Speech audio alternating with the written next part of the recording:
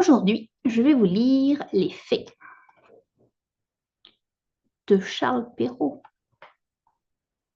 dans le recueil de Ma mère à loi. Il était une fois une veuve qui avait 2 filles. L'aînée lui ressemblait si fort d'humeur et de visage que qui la voyait la mère. Elles étaient toutes les deux si désagréables et si orgueilleuses qu'on ne pouvait vivre avec elles. La cadette, qui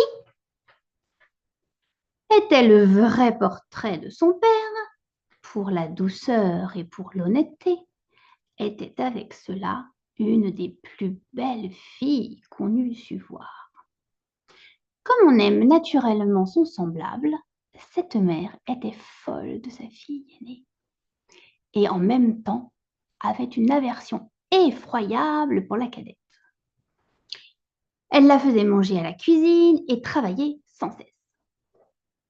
Il fallait, entre autres choses, que cette pauvre enfant allât 2 fois le jour puiser de l'eau à une grande demi-lieue du logis et qu'elle en rapportât plein une grande cruche.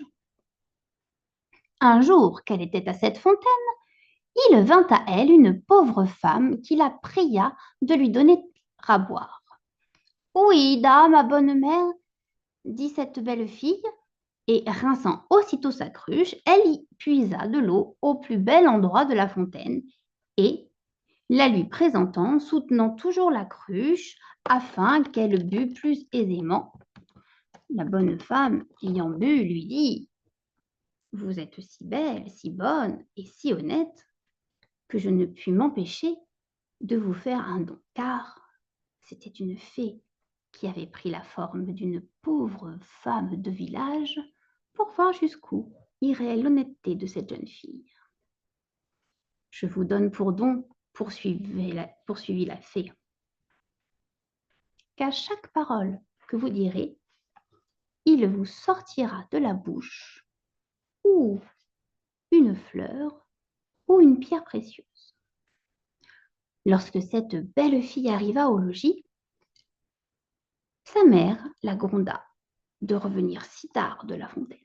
« Je vous demande pardon, ma mère, dit cette pauvre fille, d'avoir tardé si longtemps. » Et en disant ces mots, il lui sortit de la bouche 2 roses, 2 perles et 2 gros diamants. « Que vois-je là ?» dit sa mère, tout étonnée. « Je crois qu'il lui sort de la bouche des perles et des diamants. D'où vient cela, ma fille ?»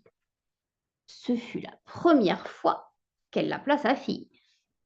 La pauvre enfant lui raconta naïvement tout ce qui lui était arrivé, non sans jeter une infinité de diamants.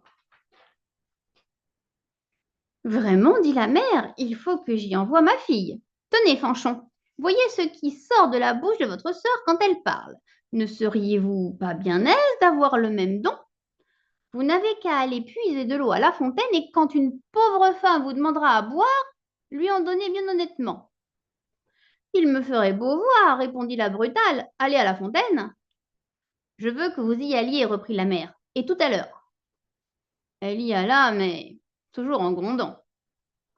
Elle prit le plus beau flacon d'argent qui fut dans le logis.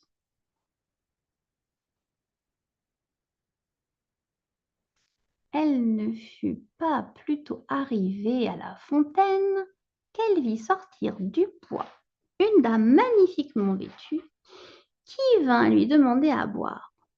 C'était la même fée qui avait apparu à sa sœur, mais qui avait pris l'air et les habits d'une princesse pour voir jusqu'où irait la malhonnêteté de cette fille. « Est-ce que je suis ici venue, lui dit cette brutale orgueilleuse, pour vous donner à boire? Justement, j'ai apporté un flacon d'argent tout exprès pour donner à boire à madame. J'en suis d'avis, buvez à même si vous voulez. »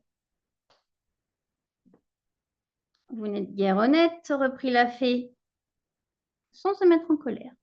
Eh bien, puisque vous êtes si peu obligeante, je vous donne pour don qu'à chaque parole que vous direz, il vous sortira de la bouche ou un serpent ou un crapaud. D'abord que sa mère l'aperçut, elle lui cria: Eh bien, ma fille! Eh bien, ma mère! Lui répondit la brutale en jetant 2 vipères et 2 crapauds. Au ciel! S'écria la mère. Que vois-je là? C'est sa sœur qui en est la cause. Elle me le paiera. Et aussitôt, elle courut pour la battre. La pauvre enfant s'enfuit et alla se sauver dans la forêt prochaine. Le fils du roi, qui revenait de la chasse, la rencontra et, la voyant si belle, lui demanda ce qu'elle faisait là toute seule et ce qu'elle avait à pleurer. Hélas, monsieur, c'est ma mère qui m'a chassée du logis. Le fils du roi, qui vit sortir de sa bouche 5 ou 6 perles et autant de diamants, la pria de lui dire d'où cela lui venait. Elle lui conta toute son aventure. Le fils du roi en devint amoureux. Et considérant qu'un tel don valait mieux que tout ce qu'on pouvait donner en mariage à une autre, l'emmena au palais du roi son père, où il l'épousa. Pour sa sœur, elle se fit tant haïr que sa propre mère la chassa de chez elle. Et la malheureuse, après avoir bien couru sans trouver personne qui voulût la recevoir, alla mourir au coin d'un bois. Moralité. Les diamants et les pistoles peuvent beaucoup sur les esprits. Cependant, les douces paroles ont encore plus de force et sont plus grand prix et sont d'un plus grand prix. Autre moralité. L'honnêteté coûte des soins et veut un peu de complaisance. Mais tôt ou tard, elle a sa récompense, et souvent dans le temps qu'on y pense le moins. Charles Perrault. Est-ce que tout cela a bien changé par rapport au XVIIe siècle? Ou est-ce toujours tout autant d'actualité? Je m'en vais vous le demander.